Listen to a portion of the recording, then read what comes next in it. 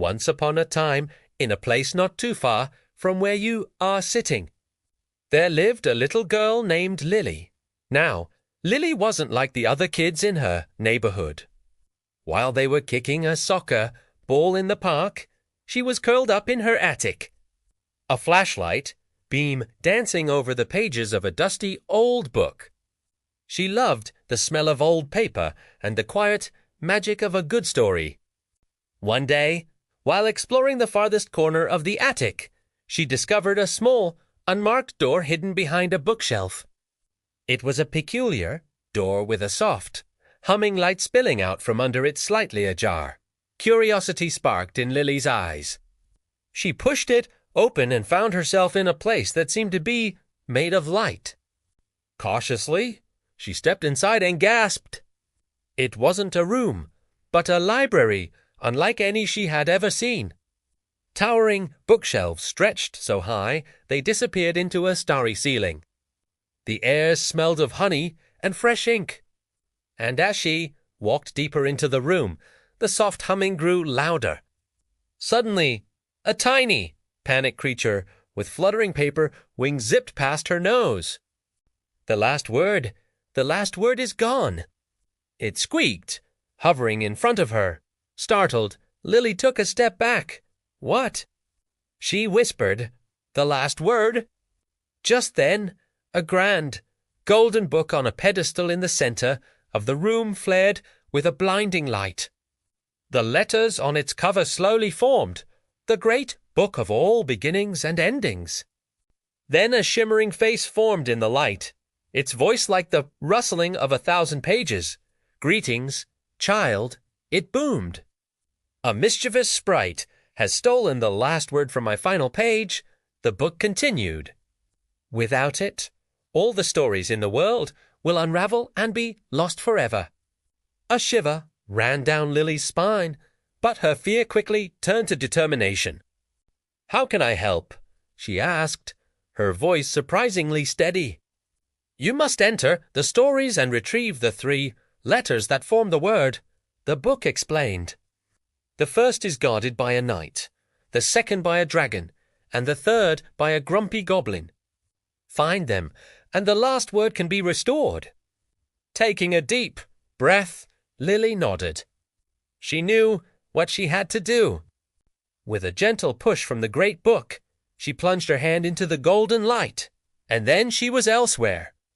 The knight's challenge, her hand passed through a shimmering curtain, and she found herself standing in a sunny field. A clanking suit of armor sat slumped against a tree, holding a shield with a single letter etched into it. "C." A voice from inside the helmet, bored and a little dusty, said, "Ah, another challenger. To get the letter, you must tell me the end of a very long, very boring story I've been stuck in for 100 years." Lily, a master of stories, listened patiently to the knight's tale of a snail who went on a quest for the perfect leaf. It was indeed long and boring, but she knew the secret to every good story, an ending. The snail, she said with a grin, realized the best leaf was the one he was already on, and he decided to share it with a new friend.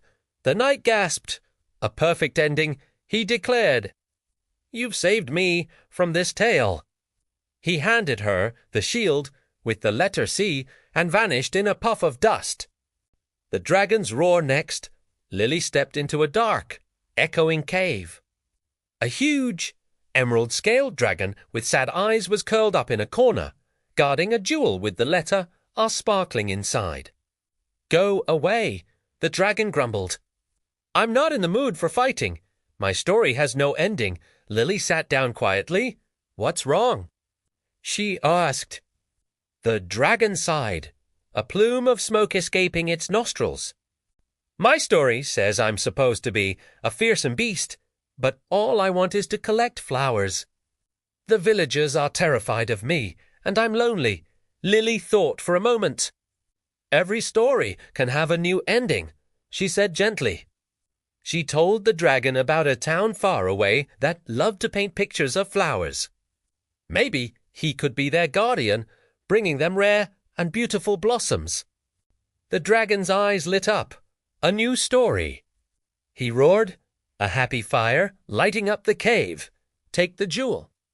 And thank you, storyteller. The goblin's puzzle finally, Lily found herself in a swampy marsh, facing a tiny, grumpy goblin guarding a treasure chest. On the chest was the final letter, E. Give it to me, Lily said bravely. Never. The goblin sneered. First, you must solve my riddle. What has an eye, but cannot see? Lily thought for a moment. She had heard this one before.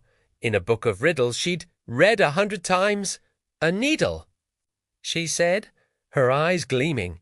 Impossible, the goblin screeched. How did you know? You must be a master of riddles. He grumpily handed over the letter, E. No one ever gets it right on the first try. Lily held the 3 letters C, R, and Ian returned to the library. The humming sound was almost gone, and the stars in the ceiling were starting to flicker out.